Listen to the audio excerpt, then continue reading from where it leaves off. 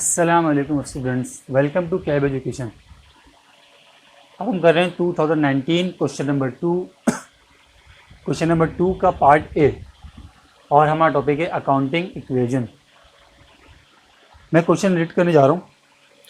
लिखा हुआ है the transactions given below relate to the business of Majeed.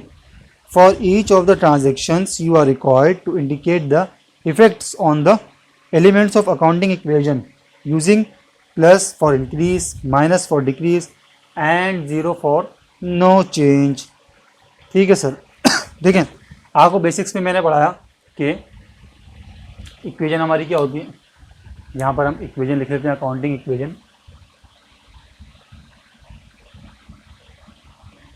Accounting equation sir क्या होती है? Accounting equation assets equals to liabilities plus capital. हमारे एसेट्स किसके बराबर हैं? लाइबिलिटीज में हम कैपिटल ऐड कर दें तो ये हमारे एसेट्स के बराबर है। अब यहाँ पर हमने क्या करना है, यहाँ पर हमें वो कह रहा है कि कुछ ट्रांजेक्शन मैं आपको दे रहा हूँ और आप मुझे ये बताएं कि इंक्रीज़ हो रहा है, डिक्रीज़ हो रहा है या इसका कोई चेंज नहीं है। तो सर हम यहाँ पर एक अपने पास चार्ट बना लेते हैं। यहाँ पर हम लिख देते हैं क्या? ट्रांजेक्शन्स और यहाँ पर एसेट्स हमारे पास आ जाएंगे, इक्विटीज नहीं लाइबिलिटीज, और सर इसके साथ यहाँ पर हमारे पास इक्विटीज यानी कि कैपिटल।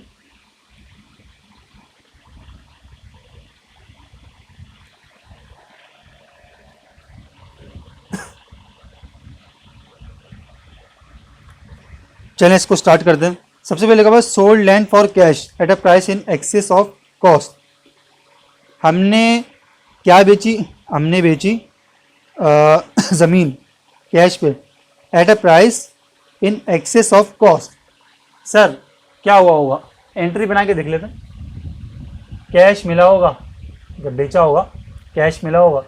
जी सर, प्रॉफिट रेवेन्यू बढ़ा होगा। यहाँ पर अज्यूम क्या करेंगे कि हमारा बिजनेस है लैंड वगैरह बेचना, ज़मीन वगैरह बेचना, प्रॉपर्टी का बिजनेस है। तो सर रेवेन्यू अर्न किया होगा, कितने का भी अर्न किया है उसको छोड़ दें।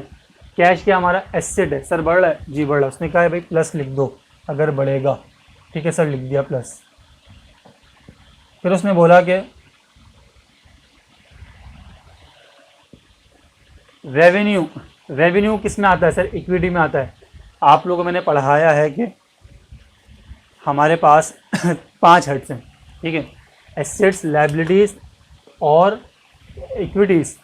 इक्विटीज़ के अंदर रेवेन्यू और एक्सपेंसेस आते हैं। इक्विटी जब भी बढ़ेगी, कब बढ़ेगी? जब रेवेन्यू होगा, और अगर एक्सपेंस होगा तो इक्विटी कम होगी कि हमारे प्रॉफिट्स जो है ना वो इक्विटी में ट्रांसफ़र हो गए। तो सर यह रेवेन्यू आपका रेवेन्यू बढ़ रहा है, कम हो रहा है? सर बढ़ रहा है। तो सर ये हो गया आपका क्या? ये आपका हो गया पॉजिटिव, दोनों बढ़ रहे हैं। और जीरो लाइबिलिटीज़ में क्यों? क्योंकि कोई चेंज नहीं है। हमारी ट्रांजैक्शन 1 कंप्लीट हो गई। फिर लिखा हुआ है borrowed money from bank.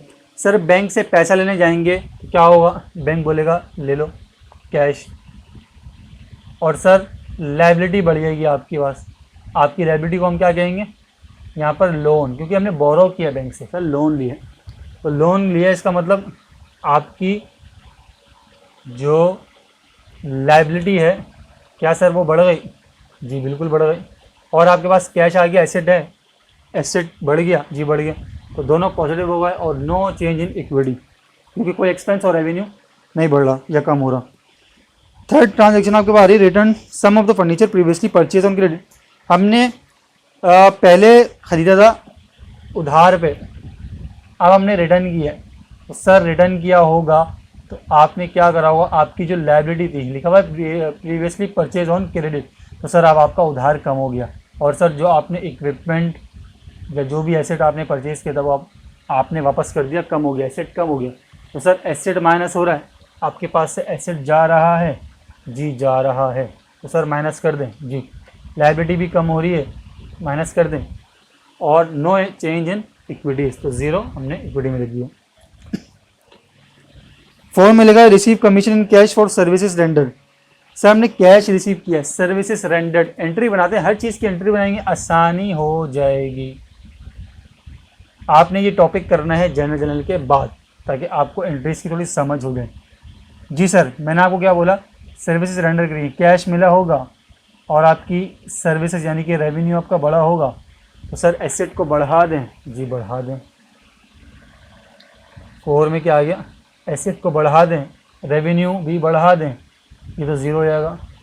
Ji sir बढ़ा दें, क्यों? क्योंकि मैंने आपको बताया कि एसेट बढ़ता है तो वो अपनी कॉलम में आएगा, और रेवेन्यू एक्सपेंस बढ़ेगा तो वो इक्विटी में इसको हम लेके जाएंगे। सर ये वाली तो हमारी क्या हो गई, ट्रांजैक्शन कंप्लीट हो गई। अच्छा, अब हमने क्या करना है, अब हम चलते हैं इसके पार्ट बी की तरफ। इसको आप कॉपी कर लीजिएगा। पार्ट बी में उसने हमें क्या दिया है देख लेते हैं। ये जगह हमने लोकेट कर दी ए पार्ट को। अब हम कर रहे हैं पार्ट बी। ये हमारा ए,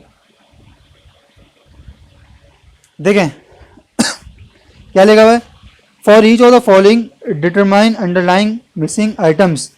उसने हमें अंडरलाइन करके बता दिया कि ये आइटम मिसिंग है, मिस है, यानी कि ये आपको उसने नहीं बताया, और बोला अकाउंटिंग इक्वेशन की मदद से इसको निकालो। ठीक है सर, लिखा हुआ है लाइबिलिटीज निकालो ऑफ अ बिजनेस, वन पढ़ रहा हूँ मैं। The liabilities of a business having assets 9 lakh रुपए के एंड कैपिटल 4,80,000 के। सर अकाउंटिंग इक्वेशन ये यूज़ करें, assets equals to liabilities plus capital. Short में लिख रहा हूँ, assets equals to liabilities L plus capital C. ठीक है सर। एसेट्स कितने हैं, एसेट्स ने बोला 9 लाख के हैं। ठीक है, हमें 9 लाख के लिख दिए। अब वो हमें कह रहा है कि लाइबिलिटीज़ निकालो। ठीक है, मालूम कर लेते हैं। कैपिटल उसने हमें बता दिया 4,80,000 रुपये क्या है कैपिटल है। तो सर हमने लाइबिलिटीज़ निकालनी है, तो हम क्या करेंगे, लाइबिलिटीज़ को यहाँ पर ले आएंगे और एसेट्स यही काम ये करें कि ये कैपिटल माया के माइनस का हो जाएगा, ये ऐसे हो जाएगा 9 lakh minus 4,80,000 equals to liabilities. और सर ये इसका अमाउंट कितना आएगा, अभी हम कैलकुलेट कर लेते हैं। 9 लाख माइनस 480, सर आपके पास 4,20,000 रुपये की क्या आ गई लाइबिलिटीज़, 4,20,000 रुपीज़ की। यह हमारा एंट्री नंबर 1 हो गई। अब sir entry number transaction number 2 पे आते हैं। लिखा हुआ है the capital of a business having assets 12,20,000 की एंड लाइबिलिटीज़ 4,20,000 की। सर अब कैपिटल निकालना है, अगेन इक्वेशन यूज़ करेंगे, assets equal liabilities plus capital. यहाँ पर उसने हमें कैपिटल नहीं दिया। ठीक है, लाइबिलिटीज़ कितनी दी हैं, लाइबिलिटीज़ दी हैं 4,20,000 रुपीज़ की, और सर एसेट्स उसने दिए हैं 12,20,000 रुपये। सर कैपिटल निकालना है तो लाइबिलिटीज़ में से माइनस कर देंगे, 12,20,000 माइनस 4,20,000 इक्वल्स टू कैपिटल। तो सर कैपिटल आपके पास कितना आएगा, आई थिंक 8 लाख रुपए आना चाहिए। ठीक है, हमारे 2 पार्ट क्या हो गए, कंप्लीट हो गए। अब हम आते हैं पार्ट 3 की तरफ।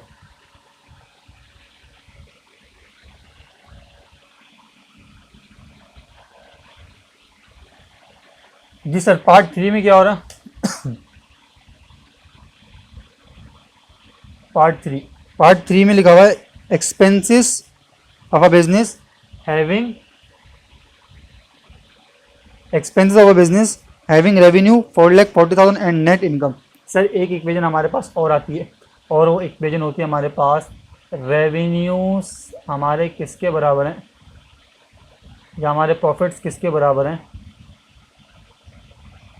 हमारे रेवेन्यूज माइनस एक्सपेंसेस के बराबर हैं। प्रॉफिट कब निकलता है, जब हमारे रेवेन्यू ज़्यादा हो और एक्सपेंस कम हो, और लॉस कब निकलता है, जब एक्सपेंस ज़्यादा हो रेवेन्यूज कम हो। यहाँ पर एक्सपेंसेस किसने बोला हमें कि, अच्छा नेट इनकम लिखा हुआ है तो नेट इनकम का वर्ड यूज़ कर लें, एक ही बात है, प्रॉफिट लिख लें नेट इनकम लिख लें, एक ही चीज़ है। एग्जामिनर ने चूँकि नेट इनकम यूज़ किया है तो मैं नेट इनकम यूज़ करूँगा। सर नेट इनकम उसने बोल दिया कि 1,60,000 रुपये, 1,60,000 रुपीज़, और सर रेवेन्यूज उसने बोला कि भाई मालूम करो। ठीक है, मालूम कर लेते हैं। इसमें से माइनस कर दी क्या, आप एक्सपेंसेस माइनस कर दें, और एक्सपेंसेस की अमाउंट उसने बोला 4,40,000 रुपीज़ है। इनकम आई है तो ऑब्वियस सी बात है रेवेन्यूज़ होंगे। अब रेवेन्यूज़ कितने आप इनकम में ऐड कर दें, रेवेन्यूज़ हमें निकालने हैं तो हम क्या करेंगे, 4,40,000 में हम ऐड कर देंगे 1,60,000 को। तो सर आपके पास जो रेवेन्यूज़ आते हैं वो आते हैं 6 लाख रुपए के। ठीक है, आप इसको कैलकुलेट करिएगा, मेरे हिसाब से सही होगा। सर 4 नंबर पे आते हैं। इस पर लिखा हुआ the revenue for business having expenses 7,60,000 and net loss. एक इक्वेशन और हमारे पास आती है नेट लॉस। ये सब आपको मैंने गिवन किया हुआ है, कहाँ पर, नोट्स जो मैंने हैंडआउट्स बनाए। सर नेट लॉस की इक्वेशन है expenses minus revenues. Net loss में आपके रेवेन्यूज़ कम होते हैं और आपके एक्सपेंसेस ज़्यादा होते हैं। सर यहाँ पर लॉस कह रहे हैं उसने 1,30,000 रुपये का आपको लॉस हुआ है, और आपको उसने बोला कि एक्सपेंसेस 7,60,000 के हैं और रेवेन्यूज़ आपको नहीं बताया। तो सर रेवेन्यू निकाल लेते हैं। अच्छा, ऊपर वाले क्वेश्चन में एक्सपेंस निकालना था ना, उल्टा हो गया।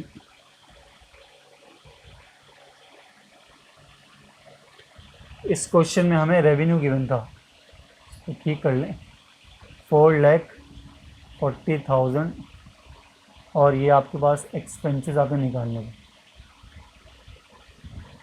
ठीक है, कोई मसला नहीं है, आंसर सेम ही आएगा हमारा। नहीं, आंसर सेम नहीं आएगा, क्यों, क्योंकि ये वहाँ माइनस का हो रहा है और वहाँ की प्लस का हो जाएगा और ये वहाँ के माइनस का हो जाएगा।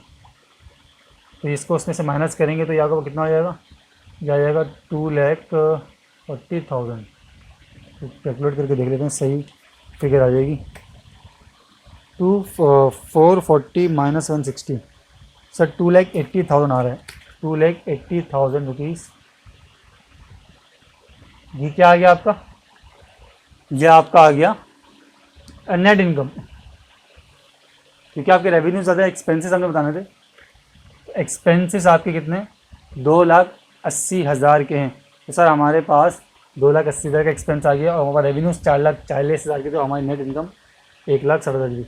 इसी तरह से अब हमने क्या करना है, यहाँ पर उसने हमसे रेवेन्यूज़ मांगा है, तो रेवेन्यूज़ निकालने के लिए हम क्या करेंगे, इसको यहाँ ले जाएंगे और नेट लॉस ये ऑलरेडी माइनस का है और वहाँ की क्या हो जाएगा, पॉजिटिव हो जाएगा।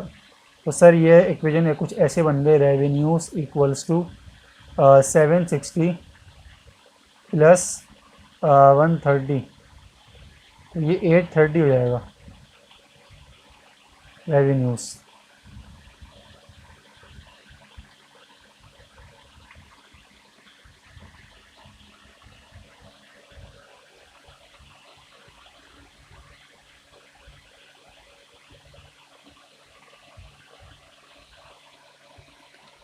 जी सर। अच्छा, यहाँ पर 1,30,000 माइनस का आपके पास ना एक्सपेंसेस कितने, 7,60,000 ही है ना आपके पास, 7,60,000 के। तो आपने रेवेन्यू निकालना है। ठीक है, आपका ये नेट लॉस है ना, वहाँ जाके क्या हो जाएगा, ये माइनस का हो जाएगा। सर ये आपके पास 6,30,000 हो जाएगा। ठीक है, रीज़न है ना इसके पीछे, रीज़न ये है कि आपके, अगर आपको लॉस हो रहा है तो आपके रेवेन्यूज़ कभी भी ज़्यादा नहीं सकते, आपका एक्सपेंस हमेशा ज़्यादा होगा। देखिए एक्सपेंस यहाँ पे 7,60,000 आ रहा है, तो रेवेन्यूज़ 8,30,000 गलत आ रहा था, आपका रेवेन्यू कम आएगा क्योंकि लॉस है, यही रीज़न है। ठीक है सर, आई होप आपको ये क्वेश्चन समझ में आया होगा। आसान क्वेश्चन था, ए पार्ट भी आसान था, बी भी था, आप इसको कॉपी कर लें। अब हम चलते हैं नेक्स्ट ईयर की तरफ। Thank you, welcome back. अब हम कर रहे हैं 2018 क्वेश्चन नंबर 2 का पार्ट ए। क्वेश्चन में पढ़ लेता हूँ। लिखा हुआ है for each of the following determine the underlying missing items.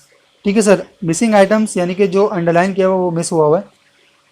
1 में कह रहा है कि the liabilities of a business entity having assets 5,50,000 की और इक्विटी हमारे पास है सर एक हमारे पास इक्वेशन है, उसमें लायबिलिटीज गायब हैं, और सर हमारे पास एसेट्स कितने के एसेट्स हमारे पास 5,50,000 के हैं। ठीक है, इक्वेशन मैंने बनाई दिया आपके पास, assets equals to liabilities plus capital. और कैपिटल कितना है सर? कैपिटल उसने हमें दिया हुआ है 4 लाख रुपए। ठीक है सर, क्या करेंगे, 5,50,000 में से माइनस कर देंगे 4 लाख को, तो हमारे पास लायबिलिटीज़ आ जाएंगी। और सर ये लायबिलिटीज़ कितनी है हमारे पास? ये लायबिलिटीज़ हमारे पास आ रही हैं,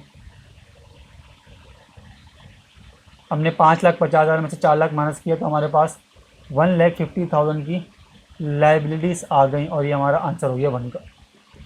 इसी तरह से सर हम 2 पे चलें अगर, तो 2 में हमें क्या गिवन है? 2 में बोल रहा है कि ओनर्स इक्विटी मालूम करो। ठीक है sir, assets equals to liabilities plus capital. Owner's equity मालूम करनी, कैपिटल इसका मतलब हमें मालूम करना है, और हमें एसेट्स दिए हुए हैं 6 लाख रुपए के, तो हमने 6 लाख रुपए एसेट्स की जगह लिख लिया। और सर लायबिलिटीज़ हमें दी हुई 1,20,000 की। आसान है, अगेन 6 लाख में से आप क्या करें, आप माइनस कर दें 1,20,000 को, क्योंकि इक्वल्स टू के ये 1,20,000 जब वहाँ जाएगा तो ये अभी पॉजिटिव वहाँ के माइनस हो जाएगा, और इसी तरह से आपके पास कैपिटल आ जाएगा, तो कैपिटल आपके पास आएगा 4,80,000 रुपये का। यह हमारा पॉइंट नंबर 2 भी कंप्लीट हो गया। अब 3 में हम देखें क्या लिखा हुआ है।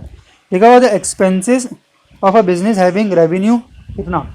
सर नेट लॉस की इक्वेशन क्या होती है? नेट लॉस इक्वल्स टू हमारे एक्सपेंसेस ज़्यादा होते हैं माइनस रेवेन्यूज, हमारे रेवेन्यूज कम होते हैं। और सर नेट लॉस यहाँ पर हमें दिया हुआ है 25,000 रुपीज़ का, और एक्सपेंसेस हमें दिए हुए हैं, एक्सपेंसेस हमें नहीं दिए हुए, हमें निकालने हैं। सर रेवेन्यू लेकिन गिवन है 2,10,000 का। अब हम क्या करेंगे, एक्सपेंसेस निकालने हैं। आप ज़रा सोचें ये कि देखें एक्सपेंसेस ज़्यादा होने चाहिए रेवेन्यूज से, तो ये ऐड करना चाहिए माइनस करना चाहिए? सर ये ऐड करना चाहिए जी, बिल्कुल। 2,10,000 प्लस 25,000, सर ये क्या हो जाएगा आपके पास?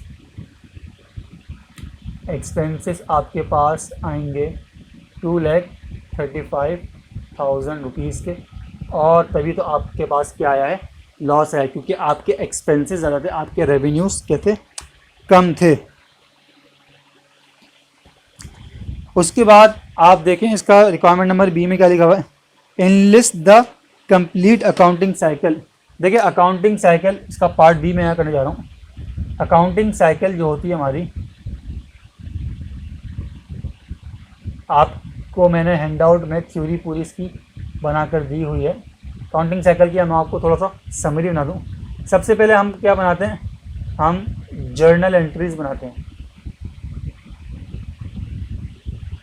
आपने जो जर्नल बनाया ना वो, उसके बाद हम जनरल लेजर बनाते हैं। सर थर्ड में हम क्या करते हैं, थर्ड में हम बनाते हैं ट्रायल बैलेंस। आपको याद आ रहा होगा ये स्टेप्स हमने फॉलो किए थे। सर फोल में हम एडजस्टमेंट्स करते हैं। एडजस्टमेंट्स कौन सी? ट्रायल बैलेंस में वो अमाउंट जो एडजस्ट नहीं हुआ वो एडजस्ट करके फिर हम एक नया ट्रायल बैलेंस बनाते हैं। उसके बाद सर हम इनकम स्टेटमेंट बनाते हैं, इनकम स्टेटमेंट।